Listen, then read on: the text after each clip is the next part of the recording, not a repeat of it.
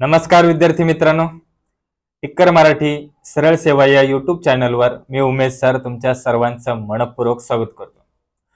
बघा, आपण बृहन्मुंबई महानगरपालिका कार्यकारी सहाय्यक लिपिक 1846 या पदांसाठी आपण एक स्पेशल सिरीज चालू केली। त्या सिरीजचं नाव आहे विजेता सिरीज। त्यामधील आज लेक्चर नंबर 7 चालू आहे। ज्यांनी आतापर्यंत 6 बघितले नसेल एकदा बघून घ्या, नक्कीच फायदा होऊन जाईल। त्यामध्ये आज आपण सगळ्या टाईपचे सगळ्या प्रकारचे प्रश्न बघत आहोत, गणिताचे प्रश्न। ठीक आहे, चला, ज्यांनी लिंक शेअर केले नसेल पटकन लिंक शेअर करायची आणि पटकन लाईक करून घ्यायचे। आपण लगेच प्रश्नांना सुरुवात करूया। शेवटपर्यंत बघायचे, प्रश्न एकदम जबरदस्त आहेत, नक्कीच फायदा होऊन जाईल।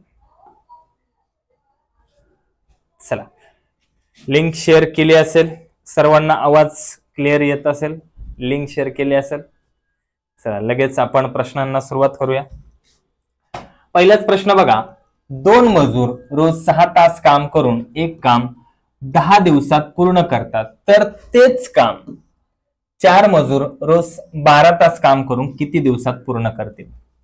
ऑप्शन बघा, 5, 20, 2.1/2, 7.1/2। आता काळकाम वेग मधला प्रश्न आहे, सांगा ह्याचं उत्तर काय येईल? प्रयत्न करा, नाही आला तर शेवटी मी आहेच। जर काम तेच असेल, काम समान असेल, तर पहिले मजूर गुणिले तास गुणिले दिवस घ्या आणि छेदस्थानी नंतरचे मजूर गुणिले तास घ्या, तुम्हाला दिवस भेटून जातील। भाग द्या, 6 × 6, 6 × 12, 2 × 2, 2 × 4, 2 × 5 = 10। किती दिवस राहणार? 5/2। आता 5/2 ऑप्शन मध्ये नाहीये, ह्या अपूर्णांकाला पूर्णांकयुक्त अपूर्णांकात रूपांतर केलं तर काय होणार? 2 × 4, 1 बाकी उरल, ती अंशस्थानी छेद आहे तसाच, म्हणजेच काय होणार? 2.5 दिवस, म्हणजे 2.2 1/2, 2.5। 5/2 म्हणजेच काय? 2.5, 2.5 म्हणजेच काय? 2.1/2, 2.1/2 म्हणजे अर्धा। क्लिअर? पुढचा प्रश्न बघा, गाडीचा वेग दुप्पट केला तर पूर्वीच्या अंतराच्या दुप्पट अंतर जाण्यासाठी वेग किती पट लागेल? किती पट वेळ लागेल? ऑप्शन बघा, पूर्वीचाच, पूर्वीच्या दुप्पट, पूर्वीच्या निमपट आणि पूर्वीच्या 0.25। किती पट वेळ लागेल? सोडवा। किती पट वेळ लागणार आहे? बघा, इथं तुम्ही गाडीचा वेग कोणताही घ्या, अंतर कोणतेही घ्या, नंतर त्या सगळ्यांची दुप्पट करा, तेवढाच वेळ लागतो का? बघा, समजा मी गाडीचा वेग घेतला 50 आणि अंतर सुद्धा घेतलं 50। आता 50 किलोमीटर प्रति तास वेगाने 50 किलोमीटर अंतर जाण्यासाठी किती लागणार वेळ? 1 तास लागणार। आता नंतर त्यांनी काय सांगितलं? वेग केला दुप्पट, म्हणजे 50 चा वेग किती झाला? 100। आणि त्यांनी काय सांगितलं? पूर्वीच्या अंतराच्या दुप्पट अंतर, पूर्वीचं अंतर होतं 50, आता त्याचं दुप्पट सुद्धा किती झालं? 100। बघा, 100चं स्पीड आहे, 100 किलोमीटर जाण्यासाठी किती लागणार? 1 तास, म्हणजे पूर्वी जेवढा वेळ लागत होता तेवढा आता सुद्धा लागणार, म्हणजेच काय येणार उत्तर? पूर्वीचाच वेळ लागेल। किती वेळ लागणार? पूर्वीचाच, ऑप्शन नंबर 1। क्लिअर? समजलं सगळ्यांना? पुढचा प्रश्न बघा, आता ताशी 36 किलोमीटर वेगाने जाणारी आगगाडी 500 मीटर लांबीच्या एका पुलास 2 मिनिटात ओलांडते, तर त्या आगगाडीची लांबी किती असावी? ऑप्शन बघा, 600 मीटर, 640 मीटर, 700 मीटर आणि 720 मीटर। तुम्हाला आगगाडीची लांबी काढायची, म्हणजेच काढायचं अंतर। मग अंतर बरोबर काय? अंतर बरोबर वेग गुणिले वेळ गुणिले 5/18। परंतु इथं वेग ताशी पाहिजे आणि वेळ सेकंदात पाहिजे, नसेल तर करून घ्यायचं। आता वेग ताशी वेग आहे 36, वेळ आहे मिनिटात, 2 मिनिटं, 2 मिनिटाचे सेकंद किती? 1 मिनिटाचे 60 सेकंद, 2 मिनिटाचे 120 सेकंद, 120 लिहायचं गुणिले 5/18।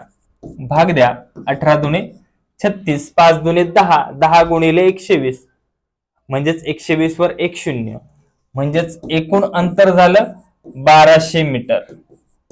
आता हे असणार एकूण अंतर, 1200 मीटर एकूण, कारण 2 मिनिटात ती रेल्वे, ती आगगाडी त्या पुलाला ओलांडली आहे.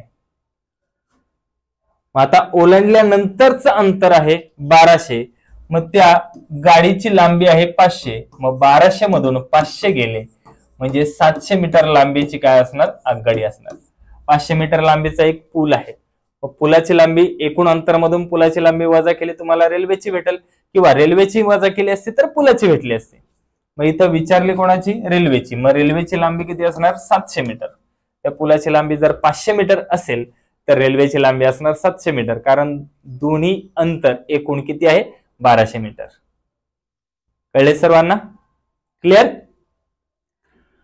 पुढचा प्रश्न बघा. श्यामरावांनी 6000 रुपये भांडवल घालून फुलांचा व्यापार सुरू केला.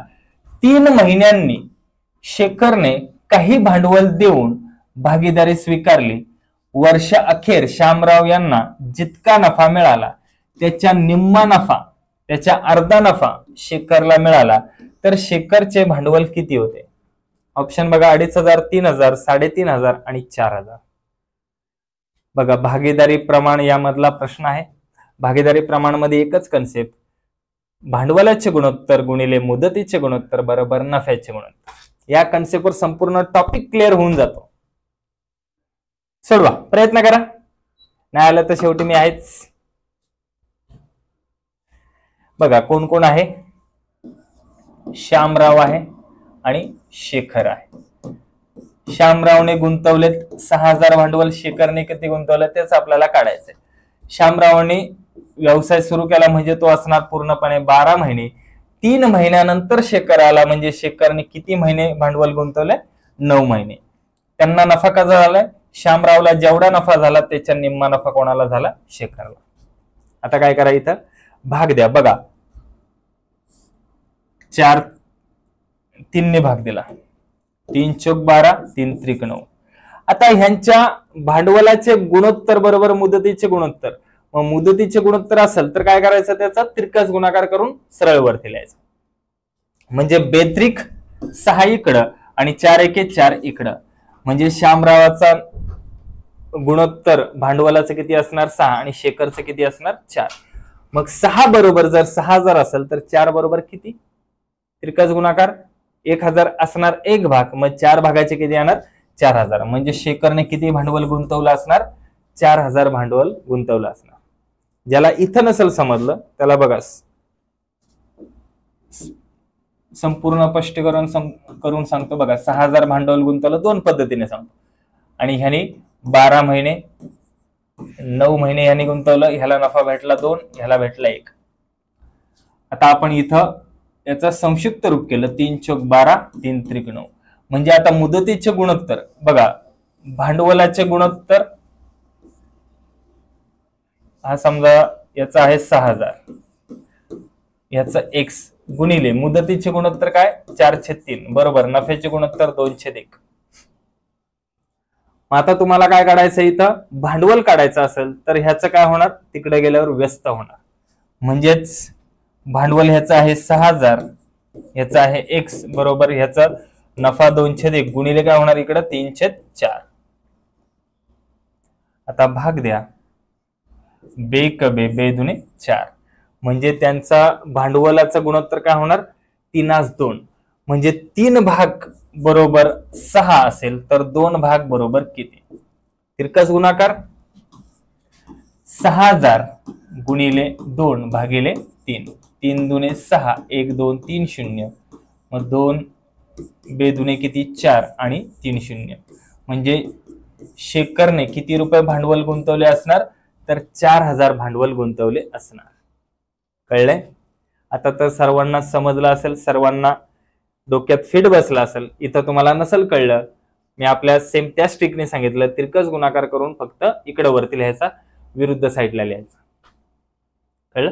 व्यस्त आपण एकदाच केलं, इथं 2 वेळा केलं, म्हणजे ह्याचं उत्तर किती येणार, 4000. क्लिअर? समजलं सगळ्यांना? पुढचा प्रश्न बघा. जर 4 वर्षापूर्वी आईचे वय मुलीच्या वयाच्या तिप्पट होते, आज मुलीचे वय 16 वर्ष असल्यास मुलगी आणि आई यांच्या वयाचे गुणोत्तर काय असावे? ऑप्शन बघा, 4:7, 3:5, 3:4 आणि 2:5. सोडवा, प्रयत्न करा. किती येईल? फक्त ऑप्शन नंबर सांगायचा आहे. ऑप्शन नंबर 1, 2, 3 की 4? बघा आता लक्ष द्या. कोणाचं वय दिले? मुलीचं कधीचं वय दिले? 16 वर्ष आजचं. मग जर आज मुलीचं वय 16 वर्ष असेल तर 4 वर्षापूर्वी किती असणार? 12 वर्ष. आणि 4 वर्षापूर्वी आईचे वय मुलीच्या किती होतं? तिप्पट. म्हणजेच आईचं वय किती असणार? 36. हे कधीच असणार? 4 वर्षापूर्वीच. मग 4 वर्षापूर्वी जर आईचं वय 36 होतं, मग आज आईचं वय किती असणार? 36 आणि 4 40. आईचे वय किती असणार? 40 वर्ष. आणि मुलीचे वय किती आहे आजचे? 16 वर्ष. आता तुम्हाला सांगितलं त्यांच्या गुणोत्तर किती, म्हणजे 16 40. 8ने भाग दिला, 8 दुने 16, 8 पंचे 40. अतिसंक्षिप्त रूप करायचं असेल तर समान संख्येने भाग द्यायचा. म्हणजे आजचं मुलीचं आणि आईचं गुणोत्तर काय असणार? 2:5. Option number 4. कळले काय केले? मुलीचं आजचं वय आहे 16, 4 वर्षापूर्वी किती असणार? 12. आणि प्रश्नामध्ये काय सांगितले? 4 वर्षापूर्वी आईचे वय मुलीच्या तिप्पट होतं, म्हणजे आईचं वय किती असणार? 12 त्रिक 36. 36 वय आईचं कधी आहे? 4 वर्षापूर्वीचं. मग आज किती असणार आईचं वय? 40 वर्ष. मग मुलीचं वय 16, आईचं वय 40. मग त्यांचं गुणोत्तर काय येणार? 2:5. 16 आणि 40 कोणत्या संख्येच्या पाड्यात आहेत? 8च्या पाड्यात आहेत. म्हणून 8ने दोन्ही संख्यांना भाग दिला. कळले सर्वांना? क्लिअर? पुढचा प्रश्न बघण्याआधी बीएमसी एक्झाम 2024 साठी आपल्याकडे रेकॉर्डेड बॅच आहे. रेकॉर्डेड बॅचची फी आहे 499 रुपये. त्या रेकॉर्डेड बॅच मध्ये तुम्हाला मराठी व्याकरण, बुद्धिमत्ता, इंग्रजी व्याकरण, सामान्य ज्ञान सगळं काय भेटून जाईल. अधिक माहितीसाठी आपल्या ऑफिस नंबरला कॉल करा. Office number 8233007373. या नंबरला कॉल करा, सर्व माहिती भेटून जाईल. ठीक आहे. पुढचा प्रश्न बघा. आता असा प्रश्न मोठा दिसला का घाबरायचं नाही. सर एवढा मोठा प्रश्न मग कसं काय सोडवायचा? पहिले वाचून घ्यायचा नीट प्रश्न.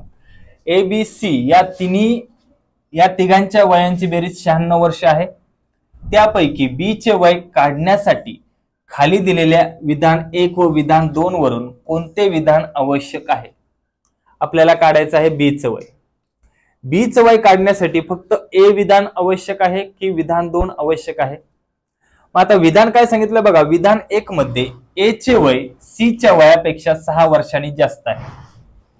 तिघांच्या वयांची बेरीज 96. A आणि C चं वय दिलं असतं तर आपल्याला B चं वय काढता आलं असतं. म्हणजे विधान 1 वरून काय B चं वय निघत नाही. विधान 2 बघा. B आणि C यांच्या वयांची बेरीज 56 वर्ष आहे. या दोन्ही विधानावरून B चं वय काढता येतं का बघूयात. बघा A, B आणि C या तिघांच्या वयांची बेरीज आहे 96 वर्ष. त्यांनी काय सांगितलं? पहिल्या विधानामध्ये A चे वय C पेक्षा 6 वर्षांनी जास्त आहे. म्हणजे समजा C चं वय जर आपण X मानलं तर A चं वय काय असणार? C पेक्षा जास्त, म्हणजेच X अधिक 6. त्यांनी काय सांगितलं? आता B आणि C यांच्या वयांची बेरीज 56 आहे. B आणि C यांच्या वयांची बेरीज 56. मग एकूण 96 मधून 56 वजा केले, किती उरले? 40. म्हणजे A चं वय किती भेटलं? 40. आता A चं वय जर 40 असेल तर C चं वय काय असणार? A पेक्षा 6 वर्षांनी कमी, म्हणजे C चं वय किती आलं? 34. मग C चं वय पण आपल्याला भेटलं 34, A चं पण भेटलं 40, तर B चं सुद्धा भेटून जाईल. ह्या दोघांची बेरीज किती झाली? 74. मग तिघांची बेरीज 96, त्याच्यामधून 74 गेले, 6तून 4 गेले 2, 9तून 7 गेले 2. म्हणजे B चं वय आपण काढू शकतो. 22 वय आलेलं आहे या उदाहरणामुळे. म्हणून B चं वय काढण्यासाठी विधान दोन्ही पण आवश्यक आहेत. आपल्याला विचारलंय विधान आवश्यक कोणतं आहे? तर विधान 1 आणि 2 दोन्हीही विधान आवश्यक आहे B चं वय काढण्यासाठी. कळले सर्वांना? क्लिअर? पुढचा प्रश्न बघा. 15 मीटर लांबीच्या एका संपूर्ण खोलीमध्ये 15 सेंटीमीटर गुणिले 12 सेंटीमीटर मापाच्या 7500 फरशा बसवल्यात तर खोलीची रुंदी किती असेल?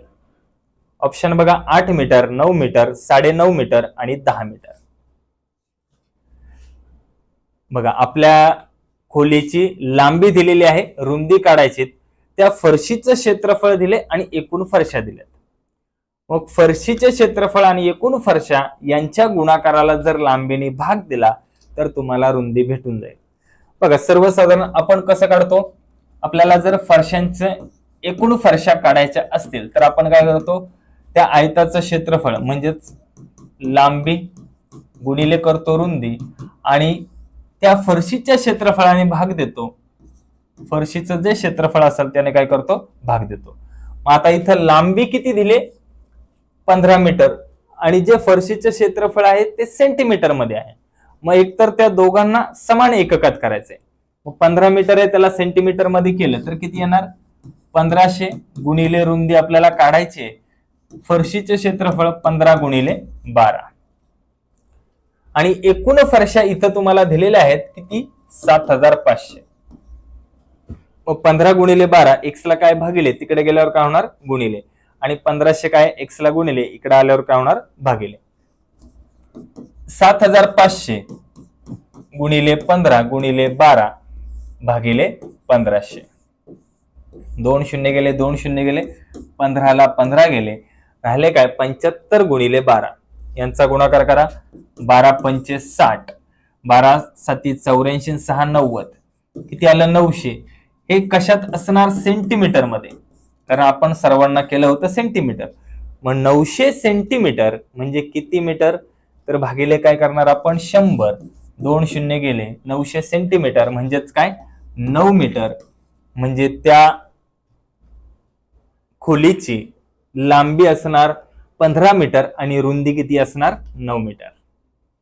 कळले सर्वांना? क्लिअर? पुढचा प्रश्न बघा. रस्त्याच्या कडेला 20 खांब आहेत. 2 खांबातील अंतर 2 मीटर असेल तर पहिल्या व 20व्या खांबातील अंतर किती राहील? ऑप्शन बघा. 40, 42, 22 आणि 38. बघा, रस्त्याच्या कडेला असे 20 खांब लावलेत. आपल्याला अंतर काढायचंय पहिल्या आणि 20व्या खांबातील. जर तुम्हाला अंतर काढायचं असेल तर जेवढे खांब असतील त्यातून एक वजा करून गुणिले 2 खांबातील अंतराने गुणायचे म्हणजे तुम्हाला एकूण अंतर भेटून जाईल. मग 19 गुणिले 2 किती आलं? 38. म्हणजे पहिल्या आणि 20व्या खांबातील अंतर किती असणार? 38 मीटर. कारण पहिल्या खांबापासून अंतराला सुरुवात करणार, मग पहिल्या खांबाचं अंतर किती असणार? 0. बाकी 19 एवढे अंतर किती असणार? 2-2 मीटरचे 19 दुने 38 मीटर. कळले? क्लिअर? पुढचा प्रश्न बघा. मनीषला 10,500 नाणी मोजण्यास सर्वसाधारणपणे 60 मिनिटं लागतात. आज त्याने 14,500 नाणी 1 तास 20 मिनिटात मोजली तर त्याने आज नाणी हळू मोजले, जलद मोजले का नेहमीसारखेच मोजले का यापैकी वेगळंच काहीतरी झालंय? बघा, इथं तुम्हाला 1 मिनिटाला किती नाणी मोजतो हे काढायचंय किंवा 60 मिनिटाला किती नाणी मोजतो हे काढलं तरी सुद्धा येऊन जाईल.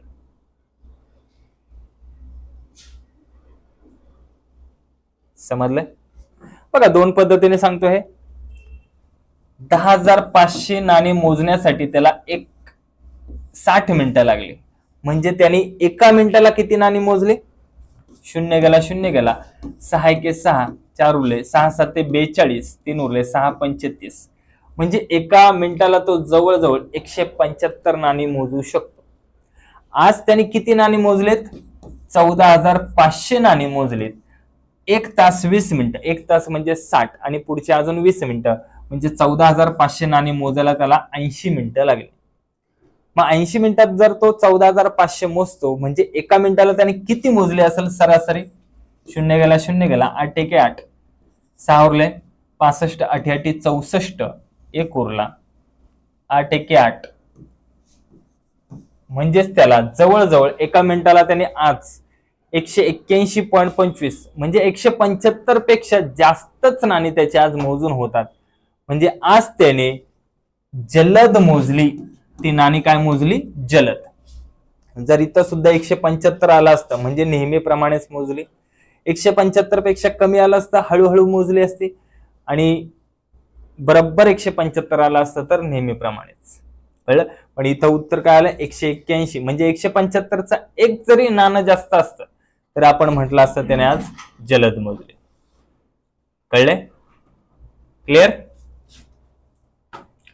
पुढचा प्रश्न बघा. एका दोरीचे समान 12 भाग करायचे असल्यास दोरी किती ठिकाणी कापावी लागेल? ऑप्शन बघा 10, 11, 12 आणि 13. समान भाग करायचे 12 तर दोरी किती ठिकाणी कापणार? तर एक कमी कापणार, कारण पहिल्याच वेळी कापल्यानंतर 2 भाग होतात. मग 12 भाग करायचे असेल तर दोरी 11च ठिकाणी कापेल किंवा 11 वेळा कापेल. किती वेळा कापावं लागेल? तर 11 वेळा कापावं लागेल.